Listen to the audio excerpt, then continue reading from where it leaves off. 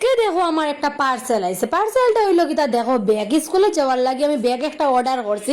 আমার আগের ব্যাগটা একটু ছিঁড়ে গেছে, মানে পুরা ছিঁড়ছে না, মানে একটু চামড়া চামড়া উঠে গেছে, গতিকে আমি আরেকটা ব্যাগ অর্ডার করে লাইছি। আর এখন দোকানও গিয়ে বেশি জিনিস কিনতে লাগে না, এখন মানে আমরা গড়ো বইয়া অর্ডার করে দিলেও গড়ো আই যায়। তো এটাও বেস্ট আমি মনে করি, সময় নষ্ট করি আর এখন সময়ও পাওয়া যায় না যেটা যাওয়ার বাজারও গিয়া ব্যাগ দেখতাম কিনতাম। তো আমি একটা ব্যাগ অর্ডার করে লিছি, যদিও বেশি দাম নাই ব্যাগ, আমার হইলো কম দামে বালা জিনিস পাইতাম, মানে কম দাম হইতো আবার জিনিসও বালা হইতো। তো এটা সবাই আবার কইবা আমার কম দামে বালা জিনিস পাওয়া যায় না, যায় যদি কিনতে পারা যায় তে কম দামেও বালা বালা জিনিস পাওয়া যায়। তো এই ব্যাগটারও বেশি দাম নাই।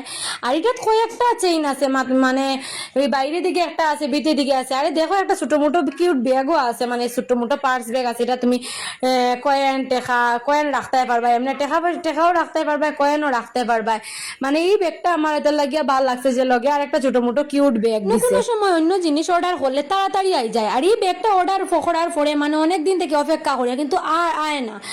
ফাইনালি আজকে আমার ব্যাগটা আই গেল। আর তোমরা অবশ্যই কমেন্টের মাধ্যমে জানাইও যে আমার এই ব্যাগটা কিরকম হয়েছে।